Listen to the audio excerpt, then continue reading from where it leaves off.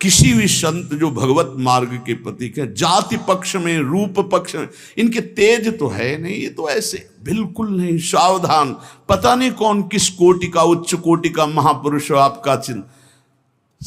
उन संत बहुत अच्छे संत थे, पर उनके मन में बात आ गई कि जाति के तो कसाई ही, काम तो नीचे ही है, मांस। देखो नहीं जाना भगवान की महिमा, हम समझ रहे थे उच्च कोटि के, और वो बहुत उच्च कोटि के महापुरुष सदन जी, निरंतर नाम जप।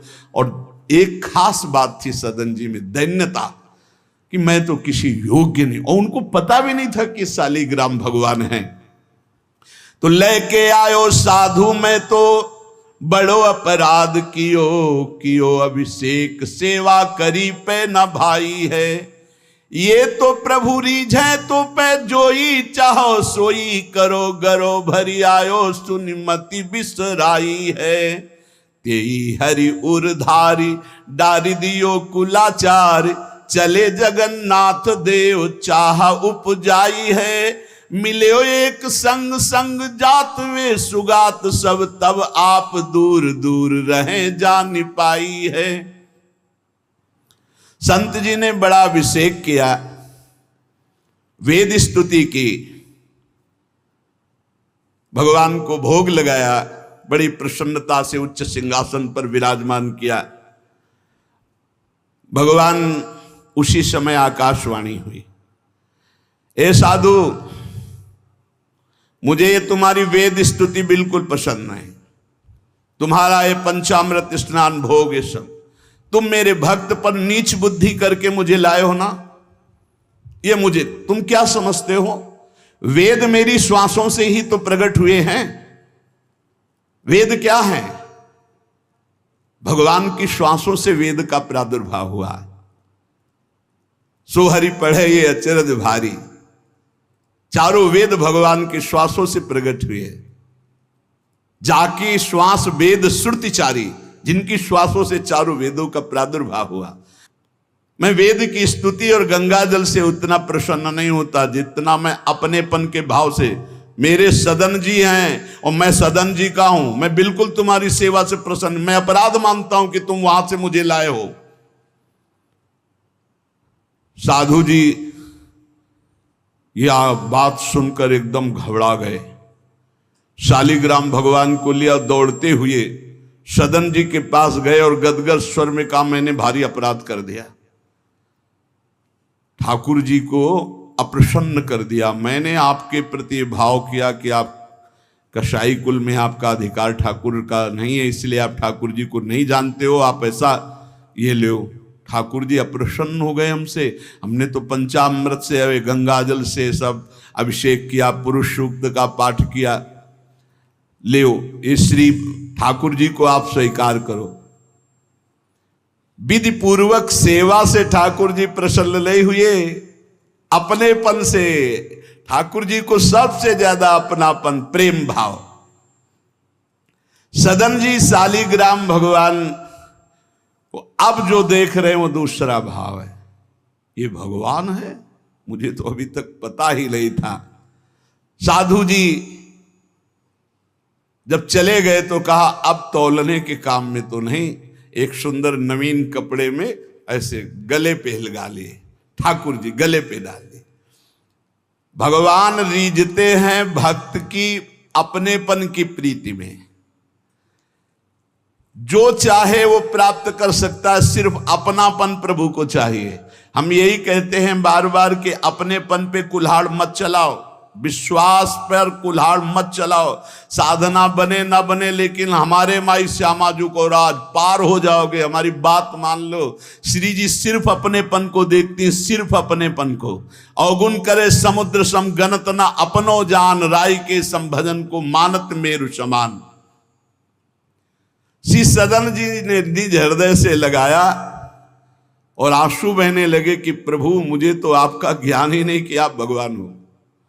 आंसुओं से अभिषेक हो रहा, नाथ अभी तक तो मैं आपको जानता नहीं था, बड़ा अपराध हुआ, लेकिन आज मैं, जब आप हमें इतना प्यार करते हैं, जब साधु ने बताया कि मुझे भगवान ने कहा है कि मैं जितना सदन जी को प्यार करता हूं, उनकी मैं भावना से प्रसन्न, तुम्हारी सेवा से नहीं, उनको अद्भुत वैराग्य हो गया। बोले आज के बाद घर परिवार में ही नहीं रुकूंगा, अब केवल भगवान का होकर वैराग्य भाव से जीवन भगवान को समर्पित करता हूं। शालिग्राम जी गले में टांगे और कहा पहली यात्रा जगन्नाथपुरी, पहले जगन्नाथ जी के दर्शन करूंगा जाकर, पूरा जीवन अब भगवान के लिए।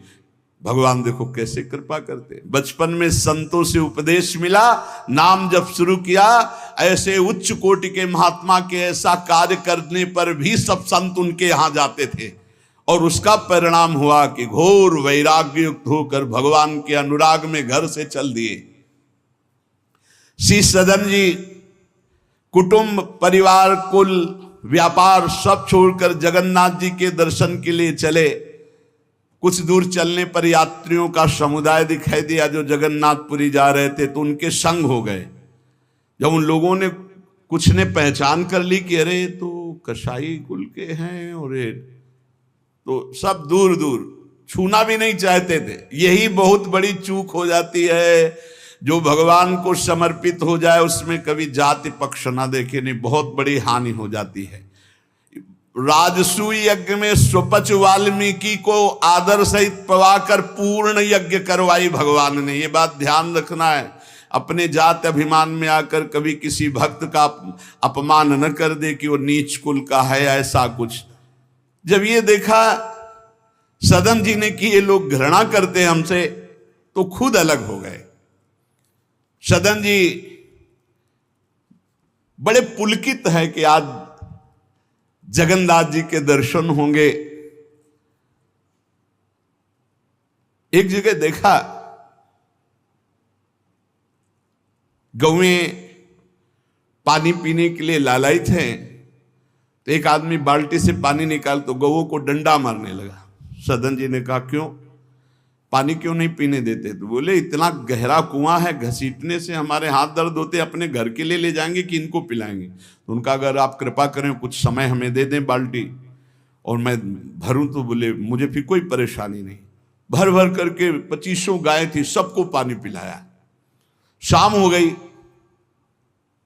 पानी खींचने में पिलाने में समय लगा, तो उन्होंने सोचा गांव में भिक्षा मांग लेते हैं और आज रात्रि कहीं एकांतवास कर लेते हैं, सुबह जगन्नाथ जी के दर्शन करेंगे। तो आयो मग गांव भिक्षा ले नई ठाव गयो, नयो रूप देखी को तियारी जी परी है, बैठो या ही ठौर करो भोजन निहोरी कहो, रहो निसि सोई आई मेरी मति हरी है, ले वो मुंह को संग गरो काटो तो न होए रंग, बूझी और काटी पति ग्रीव पे न डरी है, कही अब पागो मोशो ना तो कौन तो सो मोसो, सुर करी उठी इन मार्यो भीर करी है। बहुत कठिन है वैराग्य लेकर भगवान के मार्ग में परम दयालु स्वभाव श्री सदन जी जगन्नाथ जी के दर्शन करने। रास्ते में एक घर में आवाज लगाई भिक्षाम दे। भगवान की लीला, एक स्त्री निकली भिक्षा लेकर, देखा रूप। तो जो भगवान का नाम जप करते हैं, भगवान आश्रित होते हैं, उनका रूप अलौकिक होने लगता है। एक दिव्य आकर्षण होता है जो सबके चित्त को आह्लाद प्रदान करता है, क्योंकि आनंद स्वरूप भगवान का निरंतर चिंतन होता है। उसके प्रभाव से मुखाकृति में एक अद्भुत लावण्य, एक अद्भुत आकर्षण होता है। वो स्त्री ने देखा कि नवयुवक भिक्षुक तेजस्वी, वो रीझ गई, देखते ही रीझ गई, और उसने कहा कहीं मांगने की जरूरत नहीं, आप यहां बैठो और भोजन करो। सदन जी ने कहा हमें पाना तो है ही, जब आप पवाने के लिए कह रही तो पवा दीजिए। स्वाभाविक, क्योंकि अभी वैराग्य मार्ग में निकले। उस स्त्री ने प्रार्थना की, भोजन बना के पवाया और कहा प्रभु यदि आज रात्रि यहीं विश्राम कर लें तो आपको क्या, सुबह जगन्नाथपुरी चले जाइए। आपने उस स्त्री के विशेष आग्रह को स्वीकार करके उसके घर में शयन करना स्वीकार कर लिया। जब उसके पति सो गए तो वो रात्रि में उठ करके आई और आपके पास आकर बोली कि मैं आपको देख करके काम से पीड़ित हो चुकी हूं, अतः आप मुझे स्वीकार कीजिए और मैं सदा सदा के लिए आपके साथ के लिए चल दूंगी। सदन जी ने कहा, यदि तू मेरा गला भी काट डाले तो भी मैं तुझे स्पर्श नहीं कर सकता, क्योंकि तेरा पति है। अच्छा, उसने गलत अर्थ ले लिया। उसके भाव में आया कि अगर पति है तो ये स्पर्श नहीं करेंगे, अगर पति ना हो तो स्वीकार कर लेंगे। कोआ मदांधो मदना तो रोवा, अंधों में भी अंधा कौन है, बोले जिसमें काम जागृत हो जाए। वो ऐसे काम से व्याकुल हो गई कि सोते हुए अपने पति का बिल्कुल भी प्रियता न रखते हुए गला काट दिया और आकर बोली सदन जी से कि अब मुझे स्वीकार करो, आपको पति का भय था ना, गला काट दिया। सदन जी ने कहा कि तू कितनी नीच है, जब तू अपने पति का गला काट दिया तो तू कितनी नीच है, इतना सोचा है? वैसे ही मैं तुझे स्पर्श नहीं करता, अब तो तुझे देखना भी नहीं। तो स्त्री ने कहा, मुझे ऐसा मत समझो कि मैं तुम्हें भी बख्श दूंगी, तेरे कारण मैंने अपने पति का गला काटा है, तो फिर तू भी नहीं बच सकता। तो सदन जी ने कहा, क्या कर सकती हो?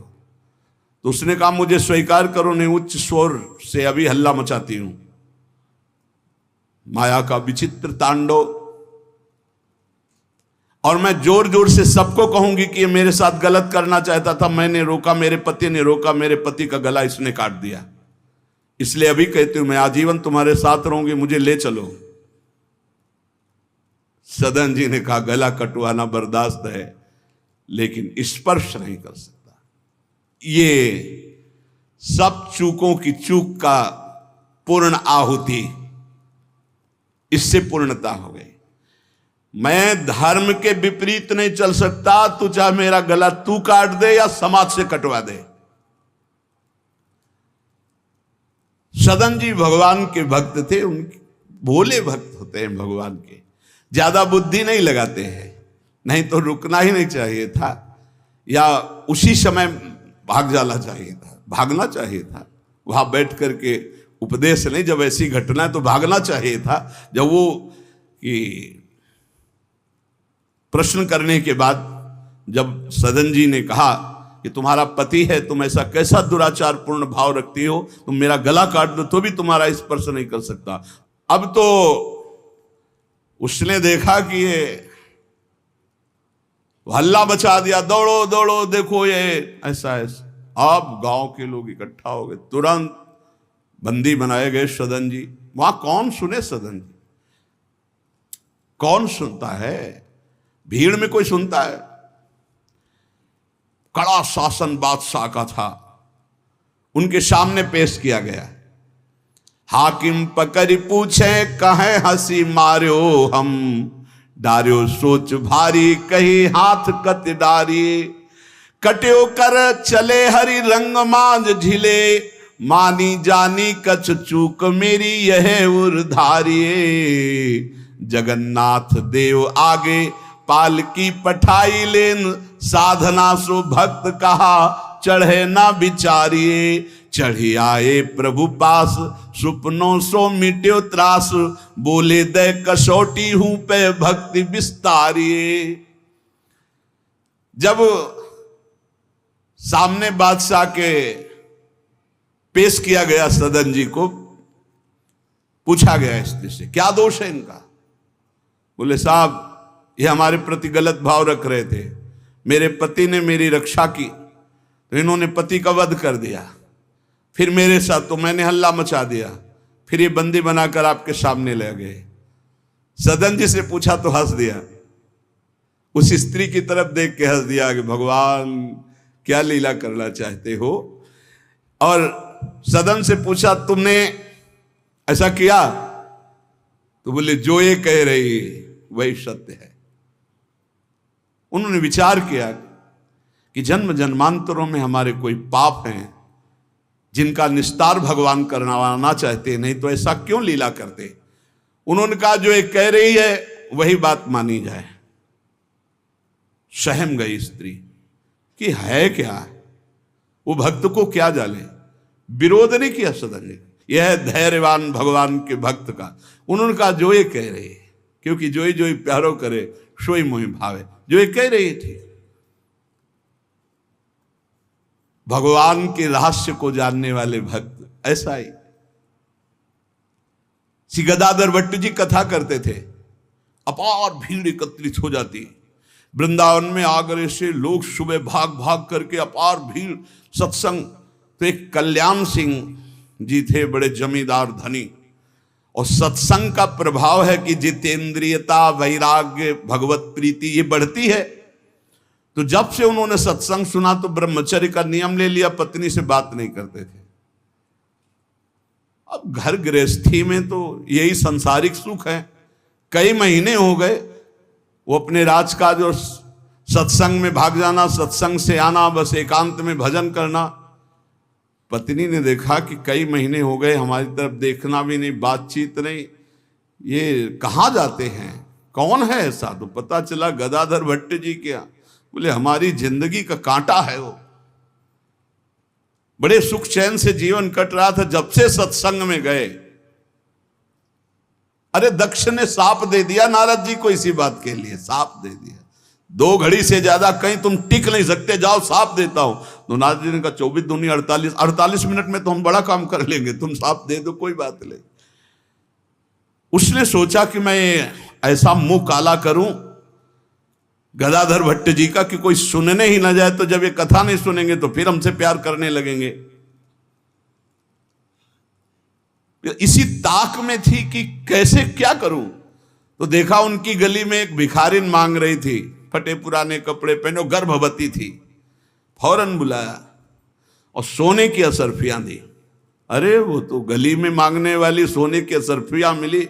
अरे मालकिन तो उनका एक काम है, जितना तू धन कहेगी तुम्हारे परिवार वालों को दूंगी, बस एक काम कर, तू जा करके कथावाचक, जहां मेरे पति कथा सुनने जाते हैं उनका नाम गदाधर भट्ट है, वहां जाके बीच सभा में कह दो कि वैसे तो रोज आते थे और जब से ये हो गया तब से आ नहीं रहे, इसका पालन पोषण कौन करेगा।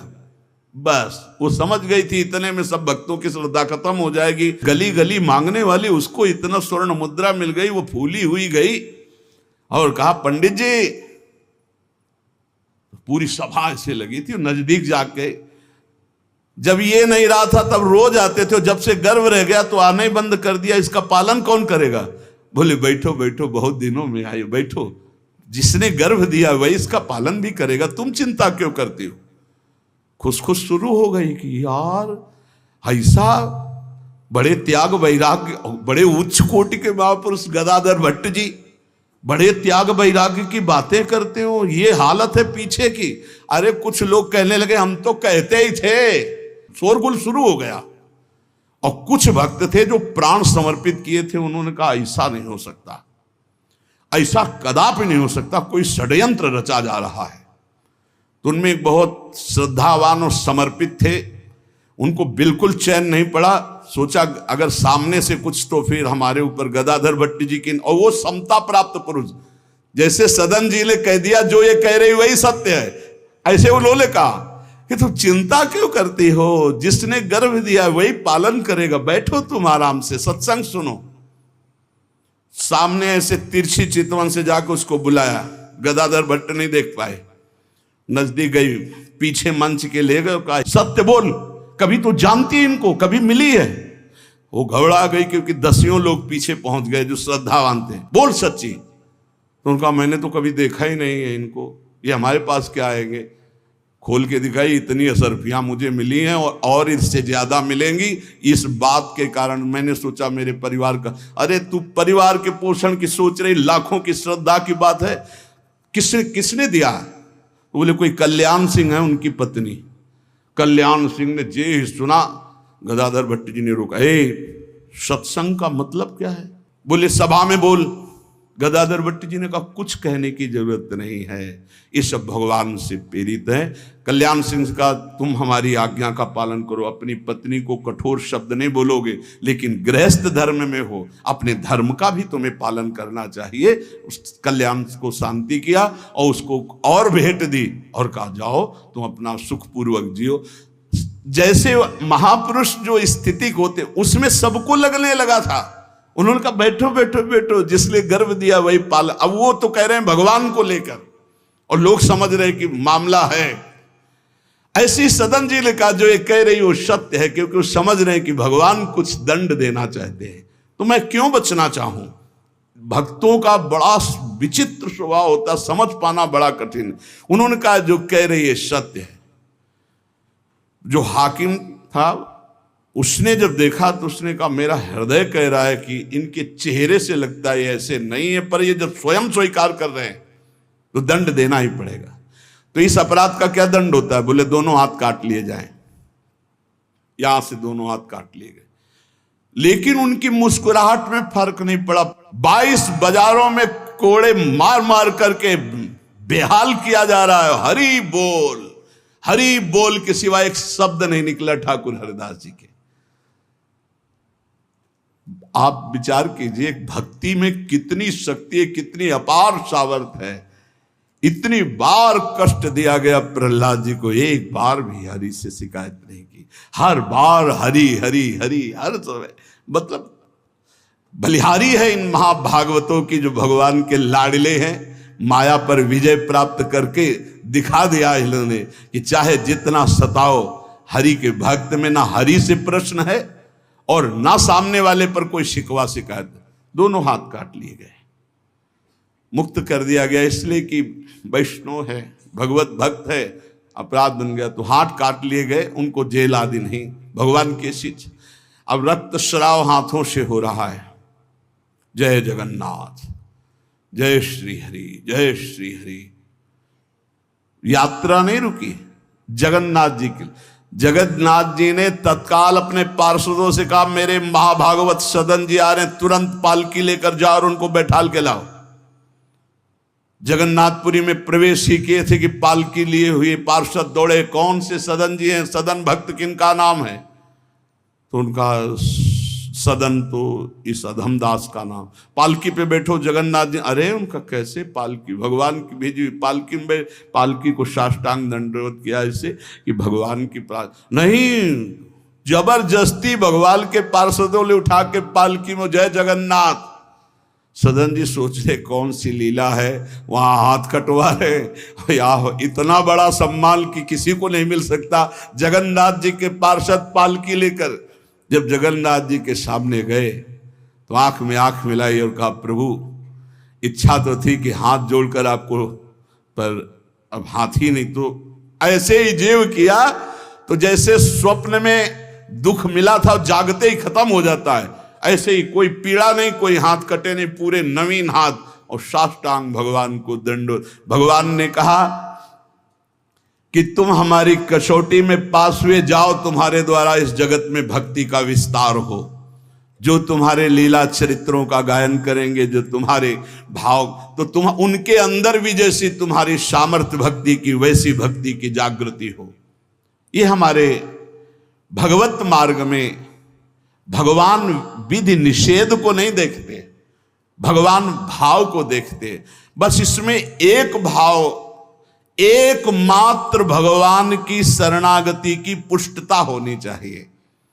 एकमात्र, अंदर की बात आप समझ लो, कोई तुम्हें साथ देने वाला नहीं है। देखो जितने देवता हैं उनकी अपनी अपनी सामर्थ्य है। कोई भी देवता तुम्हें जीवन मुक्त नहीं बना सकता, कोई भी देवता सर्व पापों से तुम्हें मुक्त नहीं कर सकता। अधिकार है, मोक्ष देने का अधिकार केवल भगवान शंकर में, भगवान श्री हरि में। मोक्ष प्रदान करने का, जीवन मुक्त बनाने का अधिकार।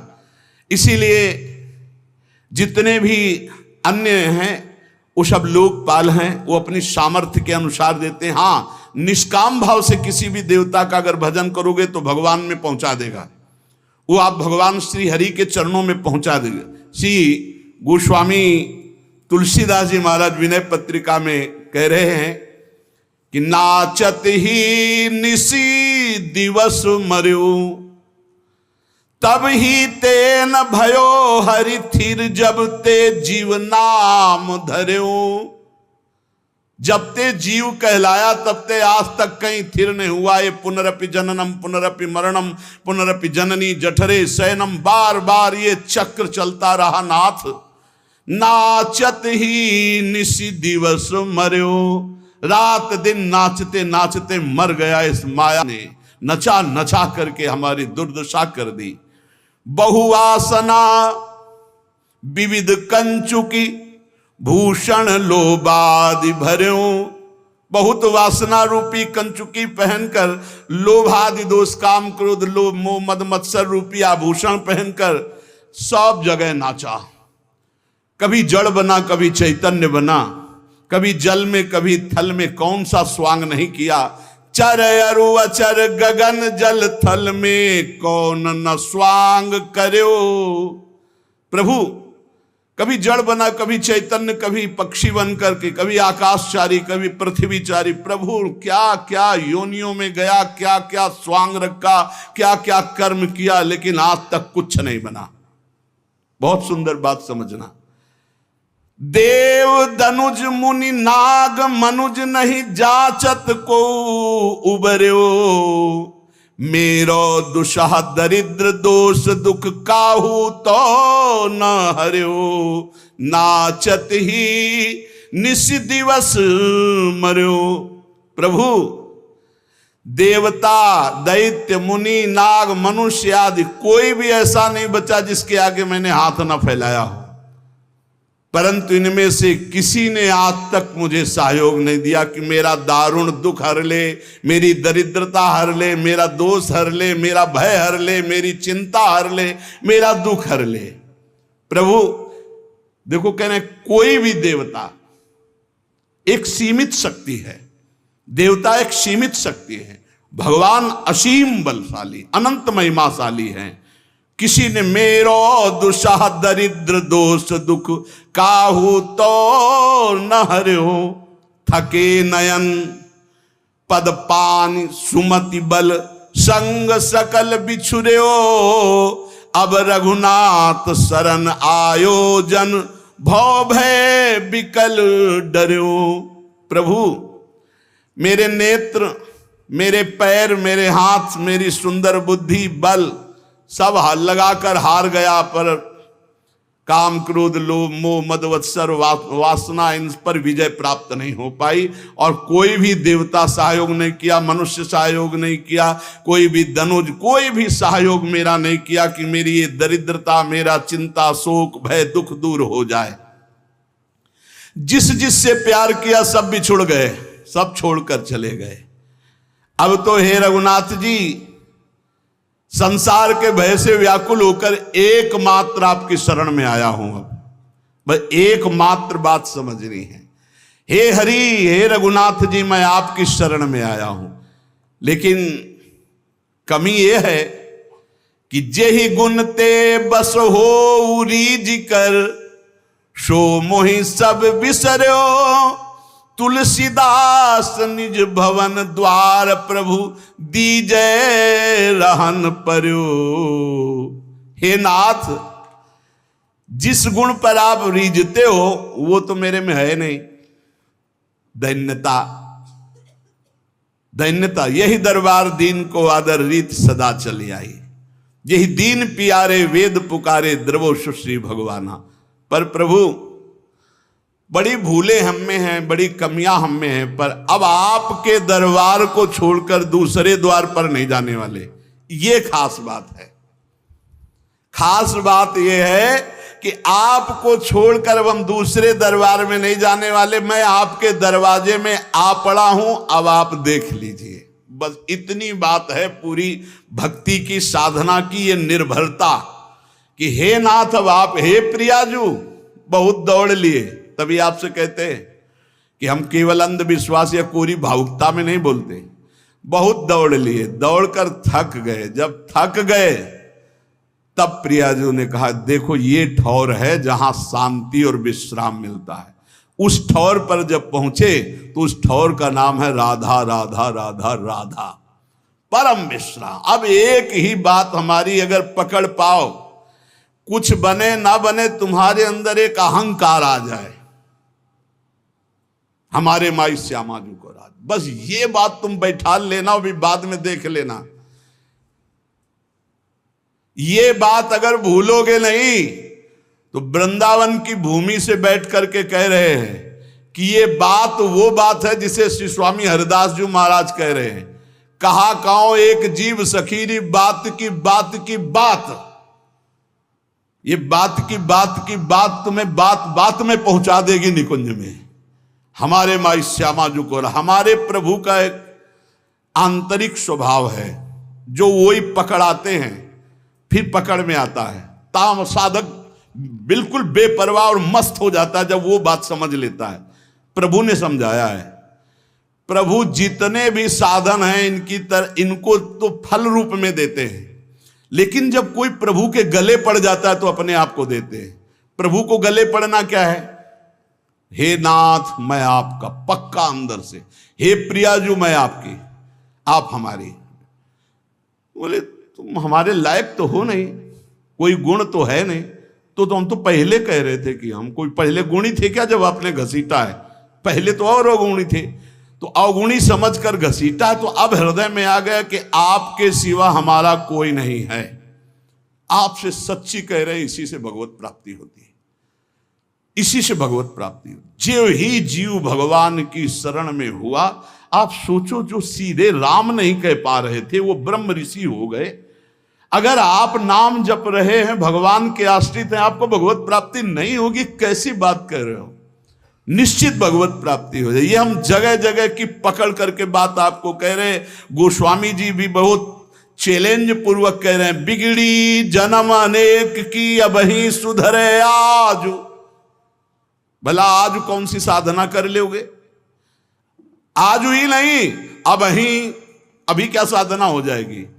बहुत सूक्ष्म विषय है, अगर इसे समझ लो तो चौड़ी छाती करके घूमो, भगवत प्राप्ति हो जाएगी। बिगड़ी जन्म अनेक की अबही सुधरे आज, आज वो अभी सुधर जाएगी, अभी भगवत प्राप्ति के तुम लायक हो गए। क्या हो राम को हाथ उठा के कहता हूं कि मैं प्रियाजू का हूं, बस प्रियाजू के योग्य नहीं हूं, पक्की बात है। हम में कोई साधना का सर्टिफिकेट नहीं कि हम अपनी पात्रता साबित कर सके, नीच हूं, अधम हूं, पर मैं अपनी प्रियाजू का हूं, पक्का भगवत प्राप्ति। बिगड़ी जन्म अनेक की अब ही सुधरे आज, होई राम को पहली शर्त। अब जितना जीवन बताया, नाम जप, राधा राधा राधा, तुलसी तज कुसुमाज, नाना प्रकार के विकारों का त्याग हो जाएगा जिस समय तुम भगवान की शरण में होकर नाम जप करोगे। ये बहुत सब शास्त्रों की सार बात है। हृदय में जो आनंद उमगता है। अच्छा, जैसे ये कहा जाता है कि आप में ये कमियां हैं, हमें बताओ, शरणागति की उच्च कोटि की अवस्था का नाम है अजात पक्षायु मातरम खगा। बहुत ध्यान से सुनना, शरणागति की उच्च अवस्था का नाम है अजात पक्षा एवं मातरम खगा, अर्थात वो पक्षी जिसके पंख नहीं निकले, वो घोंसले में बैठे केवल मां की बाट जोहता रहता है, वो कौन सा उड़कर साधन करेगा? तो ऐसे हम बिना पंख के पंछी के बच्चे की तरह हैं, हम केवल राधा राधा बाट जो रहे हैं अपनी श्री जी की कृपा की, निश्चित भगवत प्राप्ति होगी। भगवत प्राप्ति बड़ी बड़ी साधनाओं से भी नहीं होती, और भगवान के आश्रित होने वाले जटायु को भी जो प्राप्त हो गई, जो भगवान की कृपा से भीलों को, कोल भीलों को प्राप्त हो गई, जो भगवान की कृपा से ऐसी उच्च अवस्थाएं असुरों को दे दी भगवान ने, आप चिंता न करें, आप चिंतन करें और ये ठसक रखें। देखो, शरीर कितने दिनों का कोई भरोसा नहीं, और अभी ठसक कर ली तो श्री जी मिलेंगे, हमारी बात को पकड़ लो, पकड़ लो। हम श्री जी के थे, श्री जी के हैं, श्री जी के रहेंगे, भूल के जगत को अपना मान लिया। बस यही भूल मिटाने के लिए हमको श्री जी के लिए साधना की जरूरत नहीं। तो साधना क्यों बताते हो? असाधन न करो इसलिए। असाधन से हटने के लिए साधना है।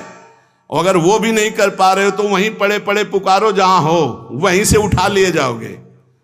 नहीं, जैसे कोई डूब रहा है तो एक होता तैर के जाना, एक होता नाव लेके जाना, एक होता हेलीकॉप्टर से सीधे वहीं उतरे और बेल्ट बांधे और सीधे उड़ के चले गए। तो अगर तुम तैर नहीं पा रहे हो, एकदम डूबने की स्थिति में हो, वहीं से पुकारो राधा राधा राधा, कृपा रूपी हेलीकॉप्टर में बैठा ले जाओगे खींच के। विश्वास कर लो। हम ये छाती की बात कहते हैं, अब हमारे पास शब्द नहीं है जो हमारे अंदर हो रहा है वो हम तुम्हें बता पावे। वो ऐसे जब करे तो जान लेना वाणी असमर्थ है, बोल नहीं पा रहे। केवल कृपा, अमोघ कृपा, मेरी लाडली कृपा समुद्र है। दयालुता, कृपालुता, अगर उनकी दयालुता कृपालुता न हो तो हमारे आचरण ऐसे नहीं कि हम जहां बैठे, बैठने की योग्यता नहीं हमारी बैठने की, हम धाम में बैठे हैं, धाम में प्रियालाल का जस सुन रहे हैं। ये अत्यंत दुर्लभ बात है। सुत दारा धन लक्ष्मी पापियों के घर होए, ये जो हमें प्राप्त है ये केवल कृपा से। तो जिन्होंने इतनी कृपा की है वो कंजूस नहीं है, वो और कृपा करके हमें स्वयं मिल जाएंगे। हम वहां तक नहीं पहुंच सकते, वो हमारे तक आ जाएंगे।